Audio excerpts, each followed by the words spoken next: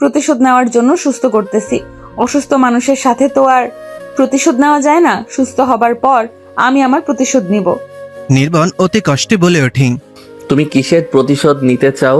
তুমি তো এখন সহজেই প্রতিশোধ নিতে পারো। নিয়তি চকিত হয়ে, এখন আমি কিভাবে প্রতিশোধ নিব? শত্রুপক্ষ যখন দুর্বল থাকে তখন আমি প্রতিশোধ নেই না।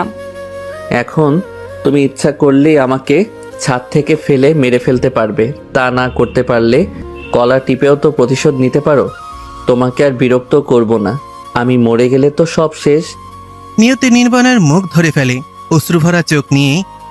এমন কথা কোনোদিন বলবেন না। আমি আপনার মুখ থেকে এমন কথা শুনতে চাই না। চোখ পাকিয়ে বলে ওঠে। আপনাকে রেস্ট নিতে বলেছে, এইসব নিয়ে আপনাকে চিন্তা করতে বলেনি। এখন ঘুমিয়ে নেন। নির্বাণ ঘুমানোর পর নিয়তি নির্বাণের রুমের সোফায় শুয়ে পড়ে। নিয়তি নির্বাণকে ছেড়ে কোথাও যেতে চায় না। কখন নির্বাণের কি দরকার পড়ে জানা নেই। পাখির কিচিরমিচির শব্দে ঘুম ভেঙে যায় নিয়তির। আধার কাটিয়ে নতুন দিনের সূচনা করলেন সূর্যদেব। নিয়তি সকলের জন্য সকালের ব্রেকফাস্ট বানায়। নির্বাণকে নিয়ে ছাদে আসে। হালকা শীতের আমেজে সোনালি রোদ্দুরের আলো গায়ে মাখতে কে নাচে। সকালের আলো মানুষের মন ভরিয়ে দেয়। ছোঁয়ার কাঁধে হাত রেখে হেঁটে যাচ্ছে নির্বাণ। নিয়তি ক্লান্ত হয়ে নির্বাণকে ছাদের দোলনায় বসিয়ে দেয়। নিয়তি দুষ্টুমি করে বলে ওঠে, আপনাকে একদম পাগল লাগছে। আপনাকে দেখে মনে হচ্ছে আপনি আজই পাগলাগারদ থেকে পালিয়ে এসেছেন। নির্বাণ চোখ ছোট ছোট করে। আমাকে দেখে তোমার পাগল মনে হয়? আমাকে কোন দিক থেকে তোমার পাগল মনে হয়? নিয়তি ফিক করে হাসি দিয়ে, আপনার গাল ভর্তি দাড়ি দেখে আপনাকে পাগল লাগছে। আপনি তো এতদিন মুখ শেভ করতে পারেননি, একদম হনুমানের মতো লাগছে। নির্বাণ মুখটা ছোট করে। আমাকে দেখে না হেসে পারলে আমার মুখ ক্লিন করে দাও। নিয়তি নির্বাণের দাড়িতে হাত দিয়ে, আপনাকে পাগল দেখালেও সুন্দর লাগছে। তবে চিন্তা করতে হবে না, আমি আপনার দাড়ি ক্লিন করে দিচ্ছি। নিয়তি বাড়িতে একজন নরসুন্দরকে ডেকে আনে। তিনি অতি যত্ন সহকারে নির্বাণের চুল দাড়ি ছোট করে দেয়। নির্বাণ এক প্রকার হাঁপ ছেড়ে বাঁচে। এভাবে আরো কেটে যায় 1 মাস। নির্বাণ এখন অনেকটা সুস্থ, নিজে থেকে হাঁটতে পারে, তবে বেশিক্ষণ হাঁটতে পারে না। নির্বাণের শরীর এখন অনেক ক্লান্ত। নির্বাণের হাঁটা চলার একমাত্র সঙ্গী হলো নিয়তি। নিয়তিকে ছাড়া নির্বাণ এক পাও চলতে পারে না। অফিসের সকল কাজ ছোঁয়া নিজের কাঁধে তুলে নিয়েছে। রাতে বাড়ি ফিরলে নিয়তি সাহায্য করে। নিয়তির কষ্ট কম করার জন্য নিয়তির কাজ ছোঁয়া করে দেয়।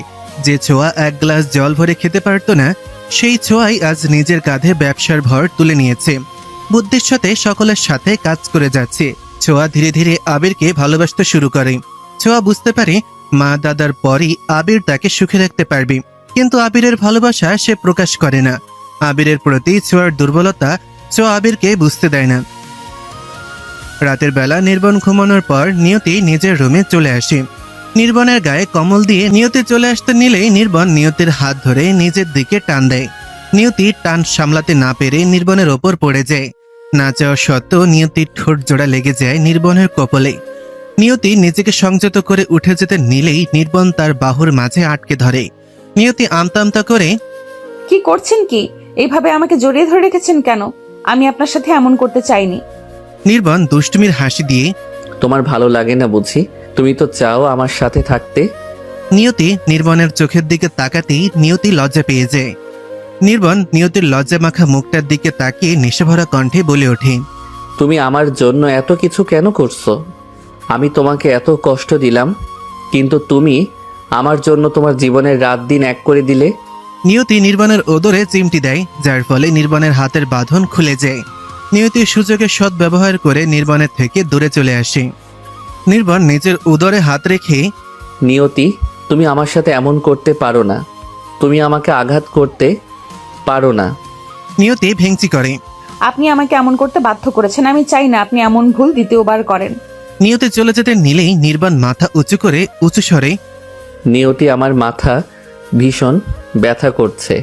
আমি নিজেকে সামলাতে পারছি না। মাথার ব্যথায় পাগল হয়ে যাচ্ছি। প্লিজ আমার মাথাটা একটু ম্যাসাজ করে দাও। নির্বাণের এমন আকতি মিনতি শুনে নিয়তি বুঝে নেয় নির্বাণের সত্যি সত্যি মাথা ব্যথা করছে। নিয়তি তেড়ে নির্বাণের কাছে আসে। নির্বাণের মাথায় হাত রাখতেই নির্বাণ নিয়তিকে আষ্টেপৃষ্টে জড়িয়ে ধরে। নিয়তি এমন ঘটনার জন্য মোটেও প্রস্তুত ছিল না। নির্বাণের এমন ব্যবহার দেখে নিয়তি চকিত হয়ে যায়। প্লিজ নিয়তি, আমাকে ছেড়ে দূরে কোথাও যাবে না। আমাকে একটা সুযোগ দাও, আমি কথা দিচ্ছি তোমাকে ছেড়ে কোনো দিন যাব না। নিয়তি নির্বাণের কথা শুনে অবাক হয়। নিয়তি ভাবতে পারেনি নির্বাণ তাকে এত তাড়াতাড়ি ভালোবেসে ফেলবে। নিয়তি নিজের সম্মানের কথা ভেবে নির্বাণকে ধাক্কা দিয়ে দূরে সরিয়ে দেয়। নিয়তি ঘৃণার সাথে বলে ওঠে, আমাকে কি খেলার পুতুল মনে হয়? যখন ইচ্ছা হবে কাছে টেনে নেবেন, আবার যখন ইচ্ছা হবে দূরে ঠেলে দিবেন। নির্বাণ নিয়তের এমন অগ্নিমূর্তির ন্যায় রূপ দেখে কিছুটা হতভম্ব হয়ে যায়। নির্বাণ ধীর পায়ে নিয়তের সামনে এসে দাঁড়ায়। নিয়তের কাঁধে হাত রেখে, তোমার কি হলো? তুমি এভাবে কেন রিয়্যাক্ট করছো? তুমি কি আমাকে ভালোবাসো না? নির্বাণের কথা শুনে নিয়তি ফিক করে হেসে দেয়। ক্ষোভ নিয়ে বলে ওঠে, আপনার মতো ছেলেকে ভালোবাসতে যাবে নিয়তি? আপনি একটা চরিত্রহীন ছেলে। যে ছেলের মন এক নারী দিয়ে ভরে না, সে ছেলেকে নিয়তি ভালোবাসবে? আপনার টাকা পয়সা বাড়ি গাড়ি দেখে নিয়তি প্রেমে পড়ে যাবে? নিয়তিকে আপনার লোভী মনে হয়? আপনার এসব চিন্তা ধারণা পরিবর্তন করেন। নিয়তি নির্বাণকে উচিত জবাব দিয়ে চলে যেতে নিলে আবারও নির্বাণ নিয়তির হাত ধরে ফেলে। নিয়তি এবার নিজের রাগকে নিয়ন্ত্রণ করতে পারল না। নিয়তির হাত ধরার সাথে সাথে নিয়তি নির্বাণের গালে কষিয়ে একটা থাপ্পড় বসিয়ে দেয়। চোখ পাকিয়ে কর্কশ কণ্ঠে বলে ওঠে, দ্বিতীয়বার নিয়তির হাত ধরার ভুল কখনো করবেন না। নিয়তির হাত ধরার অধিকার শুধু নিয়তির হাজবেন্ডের আছে। নিয়তি এক মুহূর্ত না দাঁড়িয়ে নিজের রুমে দৌড়ে চলে আসে। বিছানার চাদর আঁকড়ে ধরে কান্না করতে থাকে। নিয়তির কান্নার বাদ মানছে না। নিয়তি কান্না করতে করতে বলে ওঠে, হে সৃষ্টিকর্তা, কেন আমার জীবনে এত কষ্ট? আমি তো চেয়েছিলাম নির্বণ আমাকে স্ত্রী হিসেবে গ্রহণ করুক, তবে আজ কেন এমন হলো? কেন আমি নির্বণকে মেনে নিতে পারলাম না? চোখের অশ্রু দিয়ে নিয়তির বালিশ ভেসে যাচ্ছে। চোখের জলে যদি কোনো রং থাকতো তাহলে বালিশ তার প্রমাণ হতো। আজ নিয়তিকে সান্ত্বনা দেওয়ার মতন কেউই নেই। সবকিছু পেয়েও হারিয়ে ফেলল। এক ফোঁটা সুখের দেখাও পেল না নিয়তি। নির্বাণ সেখানেই বসে কান্না করে দেয়। নিয়তি তো ঠিক বলেছে, নির্বাণ কারো ভালোবাসা পাওয়ার যোগ্য নয়। নির্বাণের চোখ থেকে অনবরত অশ্রু গড়িয়ে পড়ছে। নির্বাণ মনে মনে বলছে, নিয়তি, তুমি একদম ঠিক বলেছ। আমার মতো ছেলেদের কোনোদিন ভালোবাসা পাওয়ার যোগ্যতা নেই। যেসব ছেলেদের মন একটা মেয়ে দিয়ে ভরে না, তাদেরকে কে ভালোবাসবে? আজ আমরা সমাজে ঘৃণিত। আমাদের জন্যই আজ শত শত মেয়ে নিজের স্বপ্ন হারিয়ে ফেলছে। হ্যাঁ, ভগবান আমাকে ভালো হবার একটা সুযোগ দেন। নির্বাণ কান্না করতে করতে ফ্লোরে ঘুমিয়ে পড়ে। কিন্তু নিয়তির চোখে কোনো ঘুম নেই। নিয়তি ভেবে নেয় সে আর এই বাড়িতে থাকবে না। সে ঠিক করে তার মামার বাড়িতে চলে যাবে। মামার বাড়ি কিছুদিন থেকে একটা জবের সন্ধান করবে। তারপর আর মামার বাড়ি থাকতে হবে না। নিয়তি কাউকে কিছু না বলে রাতে চুপি চুপি বাড়ি থেকে বেরিয়ে যায়। নির্বাণ নিয়তির কোনো দেখা না পেয়ে ছোঁয়া নিয়তির রুমে আসে। ছোঁয়া রুমে এসে দেখতে পায় নিয়তি রুমে নেই। ছোঁয়া ভাবে তার দাদাকে নিয়ে হয়তো ছাদে গেছে। ছাদে এসেও কাউকে দেখতে পায় না। অবশেষে ছোঁয়া দাদার রুমের দিকে পা রাখে। নির্বাণের রুমে পা রাখতেই ছোঁয়ার চোখ কপালে উঠে যায়। ছোঁয়া চিৎকার করে বলে ওঠে, দাদা তুমি ফ্লোরে কি করছো? ছোঁয়ার চিৎকারে নির্বাণের ঘুম ভেঙে যায়। নির্বাণ ঘুম থেকে উঠে দেখে সে ফ্লোরে শুয়ে আছে। ছোঁয়া নির্বাণের কাঁধে হাত রেখে, দাদা তোমার এই অবস্থা কি করে হলো? কে করলো তোমার এই অবস্থা? নির্বাণ মাথা নিচু করে, আমি ঠিক আছি। মনে হয় রাতে মাথা ঘুরে পড়ে গিয়েছিলাম। দাদা আমার চোখের দিকে তাকিয়ে কথা বলো। কি লুকাতে চাইছো তুমি? আর নিয়তি কোথায়? তাকে কোথায় দেখতে পাচ্ছি না তো। নির্বাণ চকিত হয়ে, মানে? নিয়তিকে খুঁজে পাওয়া যাচ্ছে না মানে কি? তার রুমে খেয়াল করেছো? হ্যাঁ দাদা, আমি তাকে সব জায়গায় খুঁজে দেখেছি, কিন্তু কোথাও নেই নিয়তি। তুমি তার ওয়াশরুমে দেখেছো? নিয়তি মেবি ওয়াশরুমে আছে। না দাদা, আমি ওয়াশরুমে কোনো জলের শব্দ পাইনি, তাই ওয়াশরুমেই দেখা হয়নি। চলো আমার সাথে তার রুমে। নির্বাণ আর ছোঁয়া মিলে নিয়তির রুমে আসে। এসে নিয়তিকে দেখতে পায় না।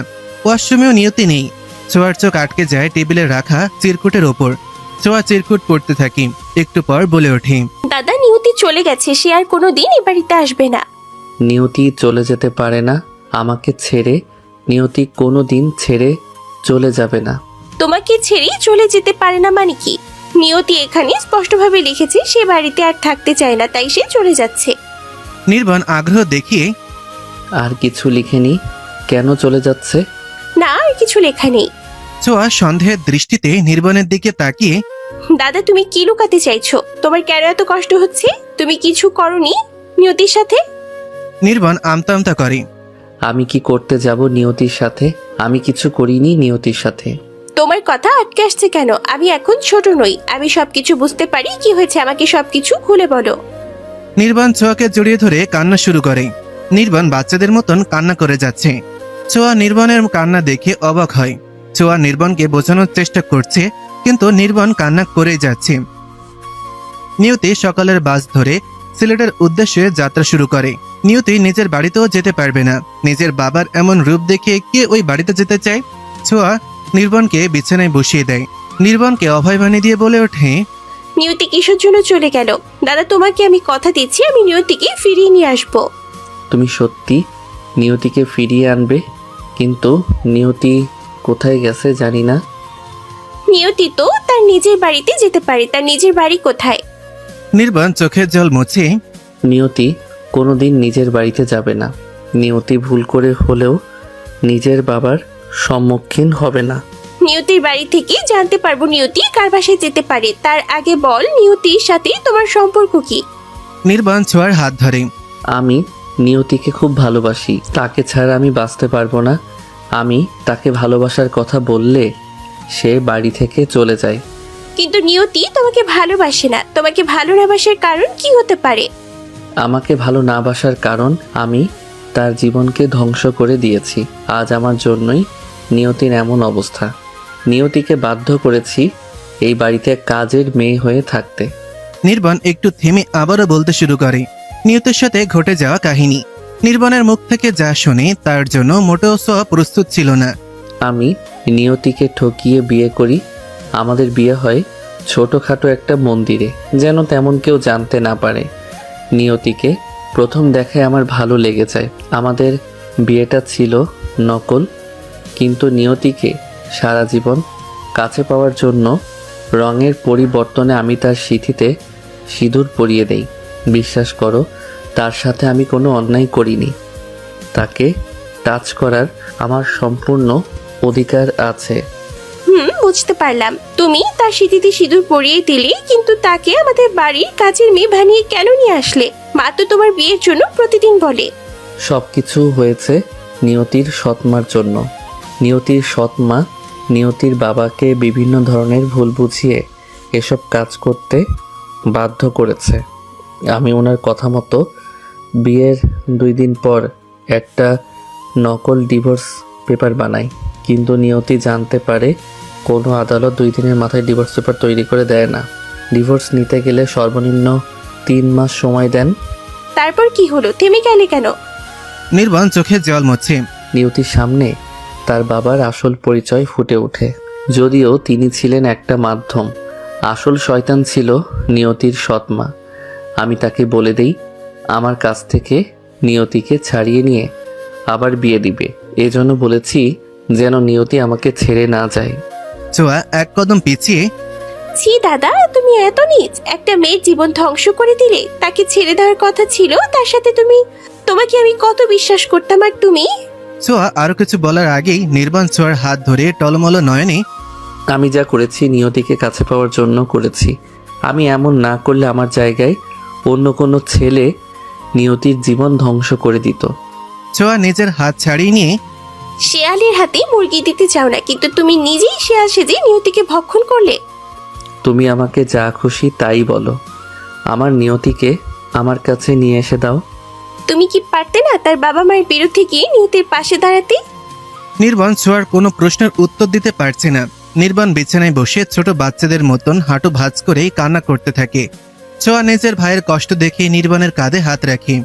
যা হওয়ার হয়ে গেছে, এখন আমাদের উচিত নিয়তির খোঁজ বের করা। আমাদের নিয়তির বাড়িতে যেতে হবে। ছোঁয়া নির্বাণ দুজন মিলে নিয়তির বাড়িতে যায়। নির্বাণ কলিং বেল বাজাতেই নিয়তির বাবা দ্বার খোলেন।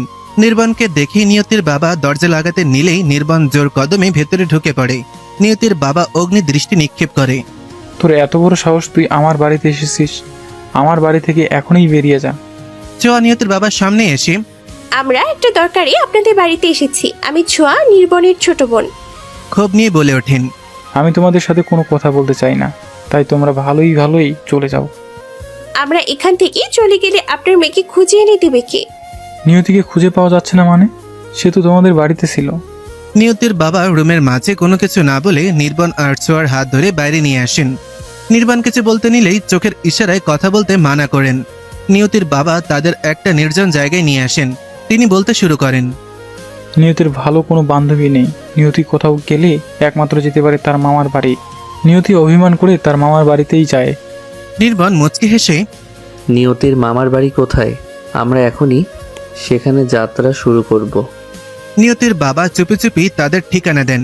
তিনি কথা না বাড়িয়ে তাড়াতাড়ি করে সেখান থেকে বাড়ির দিকে পা বাড়ান। একটু দূরে গিয়ে তোমরা এখান থেকে তাড়াতাড়ি চলে যাও, এখানে থাকলে তোমাদের বিপদ হতে পারে। নির্বাণ ছোঁয়া নিয়তির বাবার কথা মতন চলে আসে বাড়িতে। বাড়িতে এসে কিছু পরিমাণ খাবার খেয়ে সিলেটের উদ্দেশ্যে যাত্রা শুরু করে।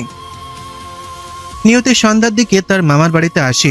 নিয়তিকে দেখে নিয়তির মামি রান্নাঘর থেকে বাইরে আসে। তিনি হাসি মুখে বলে ওঠেন, তুমি আসবে, আমাকে একটা ফোন করবে না? তোমার জন্য পছন্দের কচু শাক দিয়ে শুটকি মাছের চটচটি রান্না করতাম। নিয়তি মলিন হাসি দিয়ে মামি, আমি তোমাদের সারপ্রাইজ দিতেই এসেছি। ফোন করে আসলে তোমরা সারপ্রাইজ হতে। নিয়তির মামি নিয়তিকে জড়িয়ে ধরে। আমারও যদি তোমার মতো একটা মেয়ে থাকতো, তাহলে সেও তো তোমার মতো আমাকে ভালোবাসতো। কিন্তু বাক্যের কি পরিহাস, আজ আমি নিঃসন্তান। মামিকে জড়িয়ে ধরে কান্না করে। আমি তোমাদের অভাব পূরণ করতে পারবো না, কিন্তু আমি এবার তোমাদের এখানে অনেক দিন থাকবো। নিয়তির মামি চোখে জল মোছে। কই গো, দেখো কে এসেছে। আমাদের নিয়তি এসেছে, দেখে যাও। নিয়তির মামা তড়িঘড়ি করে রুম থেকে বেরিয়ে আসেন। নিয়তি তার মামাকে প্রণাম করে হাসি মুখে বলে ওঠেন, আমার ছোট মাটা একদম শুকিয়ে গেছে, তাড়াতাড়ি তাকে কিছু খেতে দাও। নিয়তি তার মামা আর মামির সাথে রুমে আসে। তার মামার অবস্থান হলো মধ্যবিত্ত। নিয়তিকে পেয়ে তারা নিঃসন্তানের কথা ভুলে যায়। নিয়তির মা মারা যাবার পর নিয়তিকে নিজেদের কাছে রেখে দিতে চেয়েছিলেন, কিন্তু নিয়তির বাবা ওনার মেয়েকে কিছুতেই অন্যের বাড়িতে রাখতে চাননি। নিয়তি গরম ভাতের সাথে আলু ভর্তা, ছোট মাছ দিয়ে খেয়ে নেয়। অনেক তৃপ্তি করে খায়। এখানকার বিল থেকে তার মামা মাছ কিনে নিয়ে এসেছেন। নিয়তি খাওয়ার পর বলে ওঠে, মামি, আমার ভীষণ ঘুম পাচ্ছে। কাল তোমাদের সাথে অনেক গল্প করব। ওকে সোনা, অনেক দূর থেকে এসেছো, একটু ঘুমিয়ে নাও। ঘুমিয়ে নিলে ভালো লাগবে। নিয়তির মামি নিয়তির জন্য বিছানা করে দেন। নিয়তি তার মামিকে পেছন থেকে জড়িয়ে ধরে। মামি, তুমি আমাকে একটা কাজও করতে দিচ্ছ না। তোমাকে আমি পেটে ধরিনি, কিন্তু তুমি আমার কাছে আমার মেয়ের থেকে কোনো অংশে কম নয়। তোমার জন্য করব না তো কার জন্য করব? তুমি শুয়ে পড়ো, আমি তোমার মাথায় হাত বুলিয়ে দিচ্ছি। নিয়তি মামির কথা শুনে কান্না করে দেয়। অশ্রু চোখে বলে ওঠে, আজ যদি আমার মা বেঁচে থাকতেন তাহলে আমার সাথে এমনই করতো। তুমি আমাকে মায়ের অভাব বুঝতে দাওনি। নিয়তির চোখের জল মুছে দিয়ে কান্না করে না, আমি তোমার মাথায় হাত বুলিয়ে দিচ্ছি। নিয়তি শুয়ে পড়ে। নিয়তির মামি নিয়তির মাথায় হাত বুলিয়ে দিচ্ছেন। ক্লান্ত নিয়তি কখন ঘুমিয়ে পড়েছে মনে নেই। নিয়তির মাথা থেকে চুল সরে যায়। নিয়তির মামি নিয়তির মাথায় সিঁদুর দেখে অবাক হয়ে যান। নিয়তিকে ডাক দিতে নিয়েও ডাক দেন না। নিয়তির মামি খুব সুন্দর করে আগের মতন চুল বেঁধে দেন, যেন নিয়তি কিছুই বুঝতে না পারেন। রাত 11টার দিকে করিম চাচার ডাক শুনে নিয়তির মামা মামি জেগে ওঠেন। গ্রামের দিকে রাত 11টা মানে অনেক রাত। গ্রামের মানুষদের রাত 10টার পর খুঁজে পাওয়া মুশকিল। নিয়তির মামা ঘুম থেকে উঠে বলে ওঠেন, করিম চাচা, আপনি? কোনো কিছু হয়েছে কি? করিম চাচা ভাঙা গলায় বলে ওঠেন, তোমাদের মেহমান এসেছে ঢাকা থেকে। তারা তোমার বাড়ি চিনতে পারছিল না। আমি গঞ্জ থেকে বাড়ি ফিরছিলাম। ফেরার পথে সাথে তাদের দেখা হয় আমার। তারা তোমার সাথে কথা বলতে চায়। চলি আমি, প্রচুর ঘুম আসতেছে। করিম চাচা আর কিছু না বলে সাইকেলে চড়ে ভাঙা গলায় গান বলতে বলতে চলে যান। নিয়তির মামা মামি নির্বাণকে ছোঁয়ার রুমের ভেতরে নিয়ে আসেন। নির্বাণ দেখতে পায় নিয়তির মামা মামি ছাড়া আর কেউই নেই। নিয়তিকে দেখতে না পেয়ে নির্বাণ ওইদিকে উকি মারছে।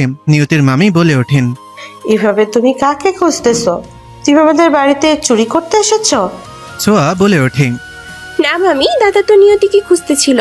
নিয়তির মামি বুঝতে পারেন নির্বাণ নিয়তির হাজবেন্ড। তিনি বলে ওঠেন, নিয়তি আমাদের এখানে আসেনি, তোমরা এখনই যেতে পারো। নিয়তির মামা বলে ওঠেন, তারা কিসের জন্য এসেছে তা জানতে দাও। আর এত রাতে তারা কোথায় যাবে? বলো, তোমরা এখানে কিসের জন্য এসেছো? তোমরা নিয়তির খোঁজ করছো কেন? নিয়তি আমার এখানেই আছে। নির্বাণ নিয়তির মামার কথা শুনে দীর্ঘ একটা শ্বাস ফেলল। মুখে এক ঝিলিক হাসি নিয়ে নিয়তির সাথে আমি একবার দেখা করতে চাই। নিয়তি কোন জায়গায় আছে? নিয়তির মামি নির্বাণের সামনে এসে অনেক সহ্য করেছি, আর নয়। তোমরা এখনই আমার বাড়ি থেকে বেরিয়ে যাও। আমি থাকতে কিছুতেই দেখা করতে পারবে না নিয়তির সাথে। নির্বাণ নিয়তির মামির হাত ধরে। প্লিজ মামি, নিয়তির কাছ থেকে আমাকে আলাদা করবেন না। আমি ঢাকা থেকে সিলেটে এসেছি শুধু নিয়তির সাথে দেখা করার জন্য। নিয়তির মামি কর্কশ কণ্ঠে বলে ওঠেন। তুমি তো নিয়তির জীবনটা ধ্বংস করেছো, এখন কোন মুখে নিয়তির সামনে দাঁড়াবে? তোমার মাঝে লজ্জা বোধ বলতে কিছু নেই? মামির কথা শুনে নির্বাণ মাথা নিচু করে ফেলে। মামি ভুল কিছু বলেননি, তিনি যা বলেছেন সব সত্যি কথা বলেছেন। নিয়তির মামা ওদের দিকে চকিত হয়ে তাকিয়ে আছেন। তিনি বোঝার চেষ্টা করছেন কি হচ্ছে। তিনি কিছু বুঝতে না পেরে বলে ওঠেন। তোমরা নিয়তির সাথে দেখা করতে চাও কেন? তুমি নিয়তির কি হও? নির্বাণ মাথা নিচু করে। আমি নিয়তির হাজবেন্ড। নিয়তির আমার উপর রাগ করে চলে এসেছে। নিয়তির মামার মাথায় যেন আকাশ ভেঙে পড়ে, কারণ তিনি নিয়তির সিঁথিতে কোনো সিঁদুর দেখেননি। হিন্দু বিবাহিত মেয়েরা শাখা সিঁদুর ছাড়া বের হয় না, কিন্তু নিয়তির হাতে সিঁথিতে কিছুই নেই। নিয়তির মামা অগ্নিদৃষ্টি নিক্ষেপ করে। আর কোনো কথা নয়, আর একটা মিথ্যা কথা বললে আমার থেকে খারাপ কেউ হবে না। ছোঁয়া নিয়তির মামার সামনে এসে হাত জোড় করে। আপনি ভুল ভাবছেন, আমরা কোনো মিথ্যা কথা বলিনি। নিয়তিকে ডাক দেন, আর সে আসলেই সব সত্যি বেরিয়ে আসবে। বেশি কথা বলতে কে বলেছে? বের করে দাও এদের। মিথ্যে পরিচয় নিয়ে আমাদের বাড়িতে এসেছে। নিয়তির ঘুম ভেঙে যায় কথার শব্দে। নিয়তি বুঝতে পারে নির্বাণ আর ছোঁয়া এসেছে। নিয়তি একবার ভাবে সে মামা মামির রুমে আসবে না। মামা নির্বাণের সাথে খারাপ ব্যবহার করছেন। নিয়তি আর বসে থাকতে পারল না। নিয়তি মামা মামির রুমে ছুটে আসে। নিয়তি নির্বাণের দিকে তাকিয়ে, মামা নির্বন যা বলেছে সব সত্যি। নির্বনের সাথে আমার বিয়ে হয়েছে। ধরতে গেলে সেটা বিয়ে নয়, একটা অ্যাক্সিডেন্ট ছিল। আমি এই বিয়ে মানি না। নির্বাণ তেড়ে নিয়তির কাছে আসে। নিয়তি তো নির্বাণের আশা দেখে ভয় পেয়ে যায়। নিয়তির হাত ধরে। আমাকে একটা সুযোগ দাও, আমি কোনো দিন তোমার অযত্ন করব না। নিয়তি ঝাঁকি দিয়ে হাত ছড়িয়ে নেয়। ক্ষোভ নিয়ে বলে ওঠে। আমি আপনার সাথে থাকতে চাই না। যেহেতু আপনি এখানে এসে পড়েছেন, তাই রাতটুকু থেকে সকালে চলে যাবেন।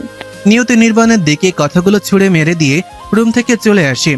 রুমে এসে দরজা বন্ধ করতে যাবে, তখনই নির্বাণ রুমের ভেতর প্রবেশ করে।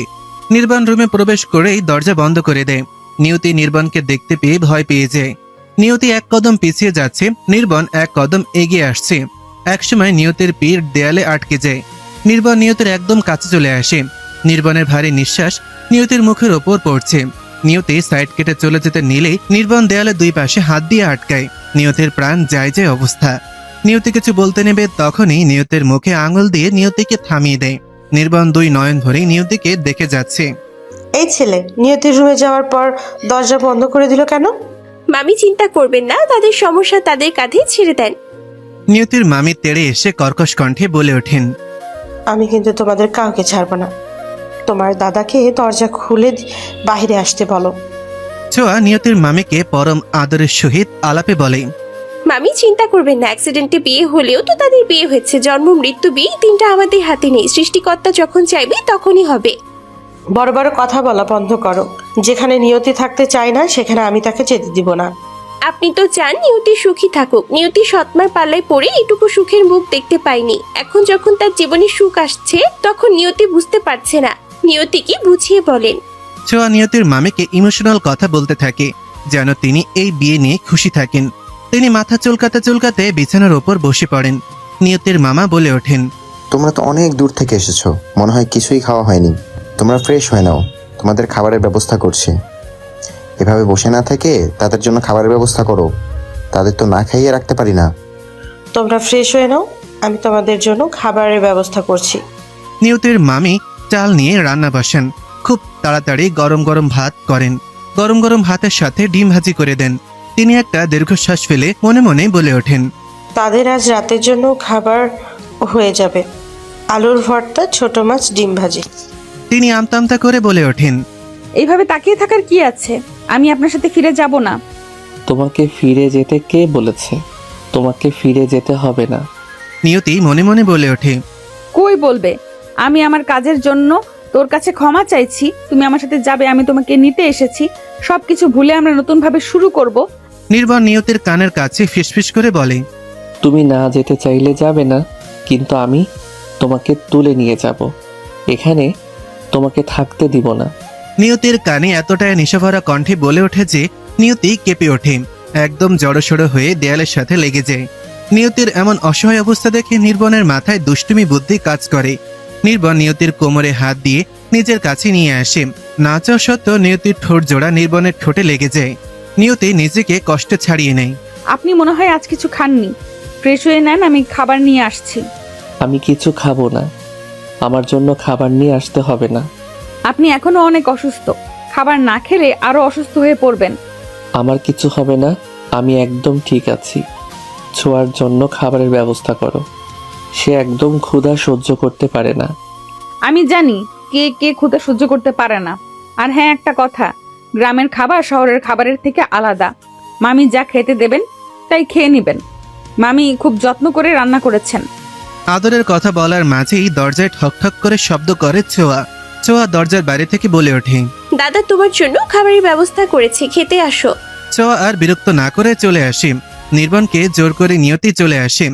মামি তাদের থালায় গরম গরম ভাত দেন, সাথে ডিম ভাজি, আলু ভর্তা, ছোট মাছ। ছোঁয়া প্রথম ভেবেছিল সে সব খাবার খাবে না, নিয়তির চোখের ইশারায় খেতে বলে। ছোঁয়া এক লোকমা খাবার মুখে দিয়ে খুব তৃপ্তি পায়। তারপর কে আটকায় তাকে? একের পর এক লোকমা করে খাবার মুখে দিয়েই চলেছে। মামি বলে ওঠেন। আস্তে আস্তে খাও, খাবার মুখে আটকে যাবে। ছোঁয়া জল খেয়ে নেয়। খাবারগুলো খুব টেস্ট, আমার খুব ভালো লেগেছে। আমাকে আরো ভাত দেন, আমি এসব খাবার কোনোদিন খাইনি। এসব খাবারে এত টেস্ট আগে জানতাম না। নিয়তির মামি খুশি হয়ে ছোঁয়ার থালায় আরো কিছু পরিমাণ ভাত দেন। ছোঁয়া তো পাগলের মতন খেয়ে যাচ্ছে। ছোঁয়ার খাওয়া দেখে নির্বাণ মনে মনে বলে ওঠে। রাক্ষস একটা, যেন কোনো দিন খাইনি। কিভাবে পাগলের মতো খাচ্ছে, ভুলেই গেছে সে অন্য বাড়িতে আছে। নিয়তির মামি বলে ওঠেন।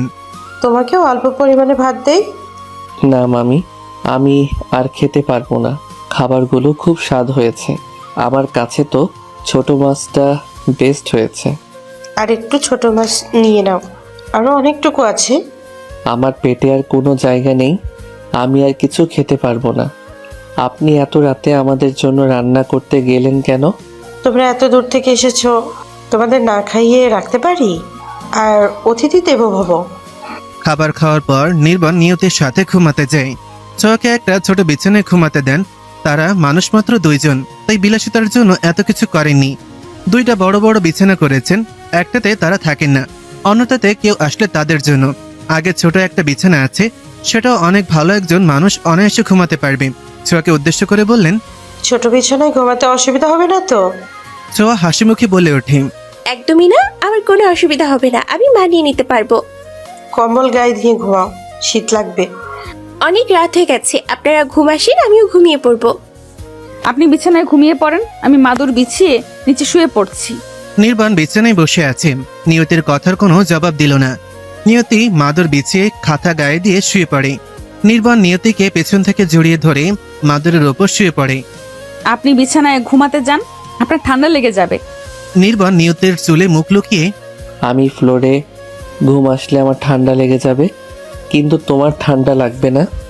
আমি মাটিতে শুয়ে অভ্যস্ত, আপনি তো মাটিতে ঘুম আসেননি কোনোদিন। নিয়তির কথার কোনো জবাব না দিয়ে নিয়তিকে কোলে করে বিছানায় নিয়ে আসে। নিয়তিকে জড়িয়ে ধরে শুয়ে পড়ে। নিয়তি নির্বাণের কাছ থেকে নিজেকে ছাড়াতে নিলে নির্বাণ আরো আষ্টে পিষ্টে জড়িয়ে ধরে। নিয়তি বাধ্য হয়ে সেভাবে ঘুমিয়ে পড়ে। সকালবেলা ঢাকা ফেরার সময় নিয়তি টলমল দৃষ্টিতে তাকিয়ে আছে মামা মামির দিক। চাহনি দেখে বোঝা যাচ্ছে নিয়তি কিছুদিন থেকে যেতে চায়। মনের কথা মুখে বলতে না পেরে মনের ইশারায় বলে যাচ্ছে। নিয়তির মামি সেই সকাল থেকে অনবরত কান্না করেই যাচ্ছে। চোখ থেকে অশ্রু পড়া বন্ধই হচ্ছে না। বুকটা ফেটে যাচ্ছে নিয়তির জন্য। নিয়তি ঢাকার উদ্দেশ্যে বাইরে পা রাখার আগেই নিয়তির মামি নিয়তিকে জড়িয়ে ধরে কান্না করে দেন। শাড়ির আঁচলে আর কষ্ট লুকিয়ে রাখতে পারলেন না তিনি। নিয়তির প্রতি স্ত্রীর ভালোবাসা দেখে নিয়তির মামা বসে থাকতে পারলেন না। তিনি নির্বাণের সামনে দাঁড়িয়ে বলে ওঠেন। নির্বাণ, তোমার কাছে আমার একটা অনুরোধ ছিল, আমার অনুরোধটা রাখবে? নির্বাণ হাসি মুখে আশ্বাস দিয়ে। অনুরোধ নয়, আপনি আমাদের গুরুজন, আপনি আমাকে আদেশ করবেন। ভেজা ভেজা নয়নে নির্বাণের দিকে তাকিয়ে। তোমরা এই গরিব মামার বাড়িতে আর 2 দিন থেকে যাও। নিয়তি অনেক দিন পর আমাদের এখানে এসেছে, তোমরা থাকলে একসাথে গ্রামটা ঘুরে দেখতে পারবে। কিন্তু মামা। নির্বাণ কিছু বলার আগেই ছোঁয়া পাশ থেকে বলে ওঠে। আমরা আরো 2 দিন থেকেই যাবো, প্লিজ এভাবে কান্না করবেন না। ছোঁয়ার কথা শুনে আর চোখের জল ধরে রাখতে পারলেন না। টুপ করে চোখ থেকে জল গড়িয়ে পড়ল। নিয়তির মামা মামির মুখ দেখে মনে হচ্ছে তারা যেন চাঁদ হাতে ফিরে পেয়েছেন। সত্যি বলতে ছোঁয়া থেকে যাওয়ার ইচ্ছা, চা বাগান ঘুরে দেখার ইচ্ছা। নিয়তি চা বাগানের আঁকাবাঁকা মেঠো পথ ধরে বাচ্চাদের মতন লাফিয়ে লাফিয়ে চলছে। নির্বাণ নিয়তির দিকে এক দৃষ্টিতে তাকিয়ে আছে। আজ প্রথম নিয়তিকে প্রাণ খুলে হাসতে দেখে। ছোঁয়া নিজেকে ফটো ফ্রেমে বন্দি করে রাখতে ব্যস্ত। সিলেটের দর্শনীয় স্থানগুলোর মধ্যে নজর কাড়া চা বাগানের সৌন্দর্য দেশি বিদেশি পর্যটকদের মনে জায়গা করে নিয়েছে স্বমহিমায়। চা বাগানের পাশাপাশি সিলেটে রয়েছে রাতারগুল জলবন, হাকাউলি হাওর, লালাখাল, ভেলাগঞ্জ, তামাবিল, জাফলং ও বিছানাকান্দি সহ অসংখ্য দর্শনীয় স্থান রয়েছে। সিলেট শহরের অদূরে চা বাগান অবস্থিত হওয়ায় প্রতি বছর অনেক লোক সেখানে আসেন। সব থেকে বড় হলো যে কোনো পথ থেকেই চা বাগানের সৌন্দর্য উপভোগ করা যায়। চা বাগানের চায়ের রং, স্বাদ এবং সুবাস অতুলনীয়। চারপাশে সবুজের সমারোহ। নীল আকাশের নিচে যেন সবুজের গালিচা বিছিয়ে রেখেছে সজীব প্রকৃতি। উঁচু নিচু টিলা ঘেরা সমতলে সবুজের সমারোহ, যাকে বলে প্রকৃতির মিলন মেলা। নির্বাণ নিয়তি ছোঁয়া প্রকৃতির মাঝে হারিয়ে গেছে। তিনজনই মন থেকে প্রকৃতিকে উপভোগ করে যাচ্ছে। নিয়তি নির্বাণের হাত ধরে মেঠো পথে হেঁটে যাচ্ছে। ছোঁয়া তাদের হেঁটে যাওয়াকে ক্যামেরাবন্দি করতে ভুলেনি। চা বাগানে ঘুরতে ঘুরতে কখন যে সন্ধ্যা ঘনিয়ে আসে বুঝতে পারেনি তিনজনের কেউই। তিনজন সিলেটের সুস্বাদু চা, ফুচকা, আইসক্রিম, নাম না জানা আরো অনেক কিছুই খান। সন্ধ্যার দিকে সিলেটের সৌন্দর্য আরো ফুটে উঠেছে। লালচে সূর্যের কিরণ চা পাতার রঙকে সাজিয়ে দিচ্ছে। মামা মামি চিন্তা করবে তাই তারা জলদি বাড়ি ফিরে আসে। রাতে সবার সাথে ডিনার করে যে যার মতন শুয়ে পড়ে। সব থেকে বড় সমস্যা হলো ছোঁয়ার ফোনে একটুও নেট পাচ্ছে না। নেটওয়ার্কের সমস্যার জন্য ছোঁয়া আবিরের সাথে ঠিক মতন কথা বলতে পারছে না। কথা আটকে আটকে পড়ছে, না হয় ফোন কেটে যাচ্ছে। ছোঁয়ার অভিমান হয়, রাগ করে ঘুমিয়ে পড়ে। নিয়তি নির্বাণের থেকে অনেক দূরত্ব বজায় রেখে শুয়ে আছে। নির্বাণের ভালো লাগছে না। নির্বাণ পেছন থেকে নিয়তিকে জড়িয়ে ধরে। নিয়তি খেপে গিয়ে কিছু বলতে নিয়ত থেমে যায়। ধীর গতিতে কোমল কণ্ঠে আস্তে আস্তে বলে ওঠে, আপনি দয়া করে আমাকে ঘুমাতে দেন, আমার ভীষণ ঘুম পাচ্ছে। নিয়তির চুলে মুখ লুকিয়ে নেশাভরা কণ্ঠে, আমারও ভীষণ ঘুম পাচ্ছে। তুমি কাছে থাকলে ঘুমাতে পারবো, দূরে সরে গেলে ঘুম আসবে না। নিয়তি কোনো কথা না বাড়িয়ে ঘুমের দেশে পাড়ি জমায়। নিয়তির ঘুমানোর পর নিয়তিকে একদম বুকের সাথে আষ্টেপৃষ্টে জড়িয়ে ধরে। আধার কাটিয়ে নতুন দিনের সূচনা করলেন সূর্যদেব। সকালে পাখির কিচিরমিচির শব্দ শুনতেই কার না ভালো লাগে। পাখিগুলো রাত পেরোতে না পেরোতেই কিচিরমিচির শব্দ করতে থাকে। নির্বাণ, নিয়তি, ছোঁয়া ফ্রেশ হয়ে সকালের সূর্য গায়ে মাখতে ব্যস্ত। শীতের দিন সূর্যদেবের কিরণ আমাদের কাছে অমৃত। পেছন থেকে নিয়তির মামা ডাক দিয়ে বলে ওঠেন, কই তোমরা? তোমাদের জন্য টাটকা খেজুরের রস নিয়ে এসেছি। নিয়তি খেজুরের রসের কথা শুনে দৌড়ে মামার কাছে আসে। মামার কাঁধে দুইটা মাটির কলসি ভর্তি খেজুরের রস নিয়ে এসেছেন। নিয়তি চকিত হয়ে, মামা এত রস খাবে কে? নিয়তির মামা মুচকি হেসে বললেন, কে খাবে মানে? আমরা খাবো। তোমার মামিকে গ্লাস নিয়ে আসতে বলো। নিয়তির মামি ট্রে করে 3টা কাচের গ্লাস নিয়ে আসতে আসতে, আমাকে ডাকতে হবে না, হ্যাঁ আমি হাজির হয়ে গেছি। বাচ্চাদের খেতে দাও তাড়াতাড়ি। খেতে দিচ্ছি। যতটুকু থাকবে তাদের জন্য পিঠা বানিয়ে দিবে। নিয়তির মামা সবাইকে 1 গ্লাস করে খেজুরের রস দেন। 1 গ্লাস খাওয়ার পর তিনি আরও তাদেরকে দেন। যতটা পারে সবাই প্রাণ ভরে টাটকা খেজুরের রস খেয়ে নেয়। জাফলংয়ের উদ্দেশ্যে বেরিয়ে পড়ে সবাই। আর শুধু নির্বাণ, নিয়তি, ছোঁয়া নয়, তাদের সাথে মামা মামিকেও নিয়ে এসেছে। নিয়তি চায় তাদের সাথে মামা মামিও আনন্দ পাক। তাদের ছেলেমেয়ে হলে কি তারা কি ফেলে আসতো? জাফলং প্রকৃতিকন্যা হিসেবে পরিচিত। সিলেট জেলার দর্শনীয় স্থানগুলোর মধ্যেই জাফলং সবার পছন্দ। সিলেটের গোয়াইনহাট উপজেলায় ভারতের মেঘালয়ের কাছাকাছি অবস্থিত। খাসিয়া জৈন্তা পাহাড়ের পাদদেশে অবস্থিত জাফলং প্রাকৃতিক সৌন্দর্যের অপরূপ লীলাভূমি। পিয়াইন নদীর তীরে স্তরে স্তরে বিছানো পাথরের স্তূপ জাফলংকে করেছে আরো আকর্ষণীয়। সীমান্তের ওপারে ইন্ডিয়ান পাহাড় টিলা, ভাউকি পাহাড় থেকে অবিরাম ধারায় প্রবহমান জলপ্রপাত, ঝুলন্ত জাউকি ব্রিজ, পিয়াইন নদীর স্বচ্ছ হিমেল পানি, উঁচু পাহাড়ে গহীন অরণ্য ও শুনশান নীরবতার কারণে এলাকাটা পর্যটকদের কাছে দারুণভাবে মোহবিষ্ট করে। এসব দৃশ্যপট দেখতে প্রতিদিনই দেশি বিদেশি পর্যটকরা ছুটে আসেন এখানে। প্রকৃতিকন্যা ছাড়াও Jaflong beauty spot, picnic spot, সৌন্দর্যের রানী এসব নামেও পর্যটকদের কাছে ব্যাপক পরিচিত। ভ্রমণ পিয়াসীদের কাছে জাফলংয়ের আকর্ষণই যেন আলাদা। সিলেটে এসে জাফলংয়ে ভ্রমণে না গেলে যেন ভ্রমণই অসম্পূর্ণ থেকে যায়। নিয়তির মামি প্রবহমান জলপ্রপাত দেখে ছোট বাচ্চাদের মতন লাফিয়ে লাফিয়ে যাচ্ছে। নিয়তির মামা মানা করেই যাচ্ছে, কিন্তু তিনি নিজের আনন্দে মর্ত। কারো কথায় কান দিচ্ছেন না। তিনি আজ প্রথম এত ভালোবাসা পেলেন। কেউ নিজেকে ক্যামেরাবন্দি করতে একদম ভুলেনি। স্বচ্ছ হিমেল পানিতে পা ডুবিয়ে বসে আছে সবাই। সকলের মুখে হাসি। আজকের দিনটা তাদের জীবনে স্মরণীয় হয়ে থাকবে। নিয়তি স্পিডবোর্ডে ভয়ে নির্বাণকে জড়িয়ে ধরে। নির্বাণ কানের কাছে ফিসফিস করে বলে ওঠে, আমার একটু হলেও লজ্জা আছে, কিন্তু তোমার কোনো লজ্জা নেই। নির্বাণের কথা শুনে নিয়তি নির্বাণের দিকে অগ্নিদৃষ্টি নিক্ষেপ করে। নির্বাণ দুষ্টু হাসি দিয়ে, তুমি রাগ করলে তোমার অনেক কিউট লাগে। এভাবে মাঝে মাঝে আমার সাথে রাগ করবে। আমার কোনো লজ্জা নেই। প্যাঁচার মতন মুখ করে। কতগুলো মানুষের সামনে তুমি আমাকে জড়িয়ে ধরে আছো। আমি ভীতু নই, আপনাকে ধরতে হবে কেন? নিজের উপর আমার আস্থা আছে। নিয়তি নির্বাণকে ছেড়ে দিলেও নির্বাণ নিয়তিকে ছেড়ে দেয় না, নিজের সাথেই জড়িয়ে ধরে রাখে। নির্বাণ কোমল মায়াভরা কণ্ঠে, তুমি আমাকে ছেড়ে দিলেও আমি তোমাকে কোনোদিন ছেড়ে দিব না, সব সময় তোমাকে আগলে রাখবো। ছোঁয়া নিজের কয়েকটা পিক তুলে তাদের রোমান্স ভিডিও করছে। ছোঁয়া মেয়েটা কি বিচ্ছু। সারাদিন এনজয় করে রাতে বাইরে খেতে আসে সবাই খুব ক্লান্ত, সেজন্য আসার পরই ঘুমিয়ে পড়ে। সকালে মামির ডাকে নিয়তির ঘুম ভাঙে। চোখ মেলে নিজেকে নির্বাণের বুকে আবিষ্কার করে।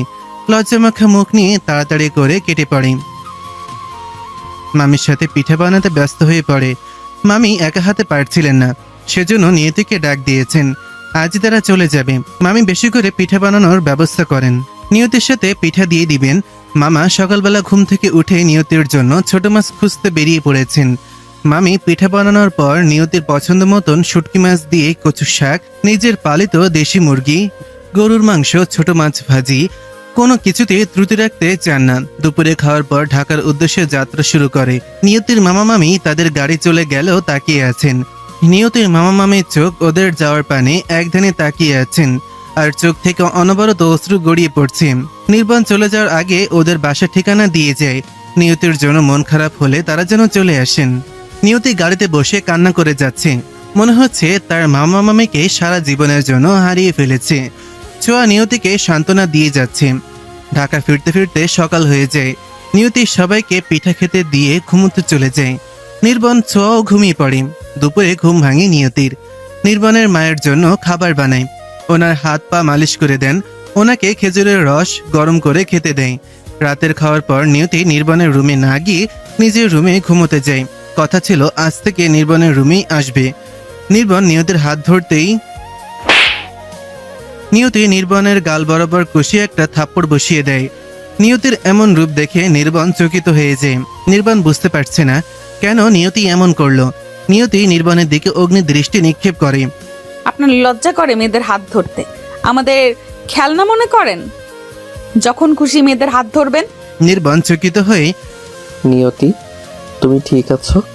কি হয়েছে তোমার? তুমি আমার সাথে এইভাবে কথা বলছো কেন? নিয়তি ভেঙচি কেটে, আপনার সাথে এর থেকে ভালোভাবে আমি কথা বলতে পারবো না। আপনি রুম থেকে বেরিয়ে যান। তুমি আমার সাথে থাকবে। তুমি এখানে থাকবে কেন? আমার রুমই তো এখন থেকে তোমার।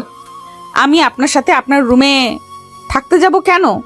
আপনি আমার কেউ হন না, তাই আপনার সাথে এক রুমে আমি আর কোনোদিন থাকবো না। তুমি আমার বিবাহিত স্ত্রী। মন্দিরকে সাক্ষী রেখে তোমাকে আমি বিয়ে করেছি। নিয়তি অট্টহাসি দিয়ে, কারোর মাথায় লাল রং পরিয়ে দিলেই তার সাথে সম্পর্ক গড়ে ওঠে না। আমি তোমাকে খুব ভালোবাসি। তোমাকে ভালোবাসার একটা সুযোগ দাও। আপনি ভালোবাসার কোনো মর্যাদা দিতে জানেন না। যে ভালোবাসার মর্যাদা দিতে জানে না, আমি তাকে ভালোবাসি না।